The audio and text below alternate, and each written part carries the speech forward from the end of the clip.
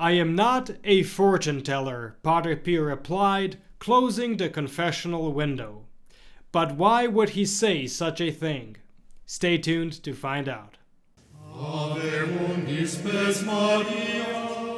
Welcome to Following Padre Pio. Whether you're joining us for the first time or returning, we're glad you're here. Today's story from Padre Pio's life may inspire you in ways you didn't expect. And if you haven't yet downloaded our new ebook on Indulgences, you'll find a link in the description below. It will be available until the end of Lent. Padre Pio rarely explained himself. Sometimes his words made sense only years later. Today's story from Pray, Hope, and Don't Worry by Diane Allen is about a single sentence, a single name that went on to shape an entire family. Listen to this. In 1939, a young woman named Angela Morano traveled from her home in Calabria to San Giovanni Rotondo. Though still young, she was already thinking seriously about her future. Several marriage proposals had been presented to her, and she felt the weight of choosing wisely. Hoping for clarity, she decided to seek advice from Padre Pio. At the time, there was only one boarding house near the Capuchin convent. When Angela told the landlady that she intended to ask Padre Pio for guidance, the woman replied confidently, "Padre Pio can help people because he is in communion with God. Trust whatever he tells you. He is enlightened." The next day, Angela went to confession with Padre Pio. At the end, she explained, "Several men have asked for my hand in marriage, but I'm afraid to make the choice. I would like you to advise me as to which one might be the most suitable partner." Padre Pio replied bluntly, "I am not a fortune teller. Pray to the Holy Spirit for guidance." With that, he closed the little shutter of the confessional. Angela was deeply hurt. Fighting back tears, she returned to the boarding house and told the landlady what had happened. The woman tried to reassure her. Padre Pio, she explained, could sometimes be brusque. "Be persistent," she said. "You will get your answer." This advice may remind us of the parable of the persistent widow or the friend at midnight. Be persistent and you shall receive. Well, the next day, Angela approached Padre Pio once again, and once again things did not go well. She had only one more day to spend in San Giovanni Rotondo before returning home. She resolved not to give up. On that final day, as she stood before him, Padre Pio greeted her with a smile.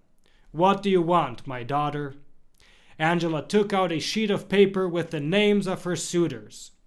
Before she could read a single name, Padre Pio said, "Mr. Rispoli is the best one for you, but you must be sure to let me meet him." Now, besides the fact that Padre Pio knew the name of the best suitor for Angela, another striking detail is that name wasn't even on her list. I'm sure this left Angela terribly confused. But let's hear what happened next. Back home in Calabria, months passed. Then Padre Pio's words began to make sense.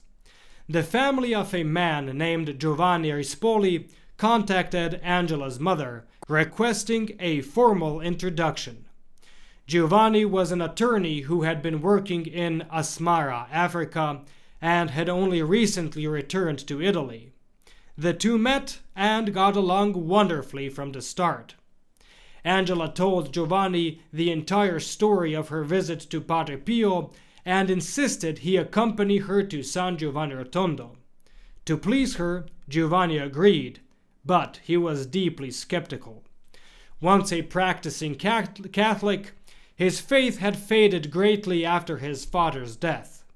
Grief had overshadowed everything, leaving him indifferent to religion.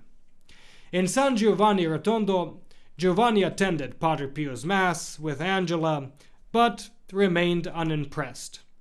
After Mass, he followed Padre Pio into the sacristy. Padre Pio turned to him and said, "Giovanni, I see that you have landed." Giovanni was stunned. Padre Pio knew his name and seemed to know he had been far from home. He stood in confused silence.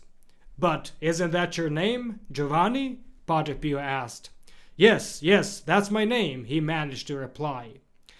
Giovanni then explained that he had been in Africa when his father died, and he admitted he could not overcome the grief. Padre Pio replied, "Continue on the straight road, and you will find your father again." The words restored peace to Giovanni's heart.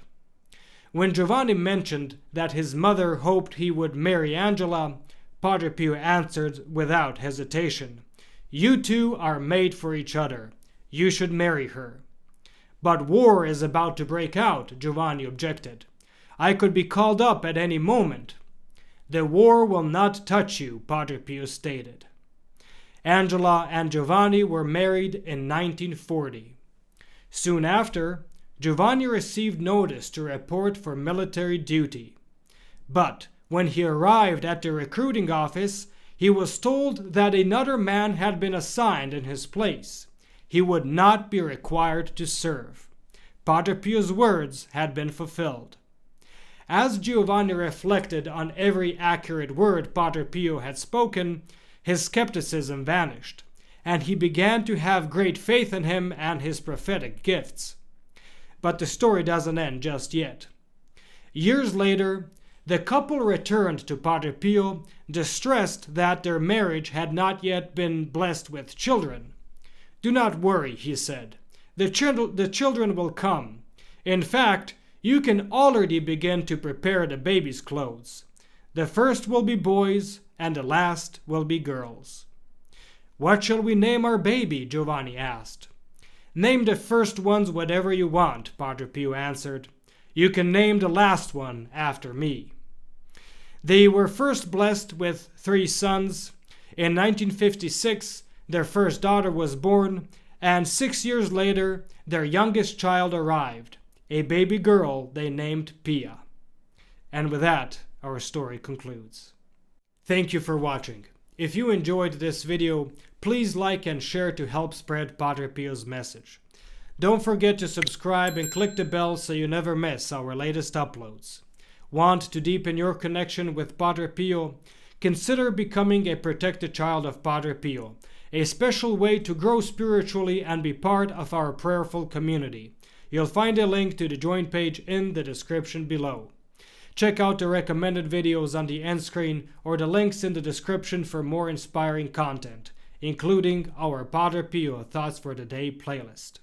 May Our Lady and Padre Pio bless you, and we'll see you in the next video.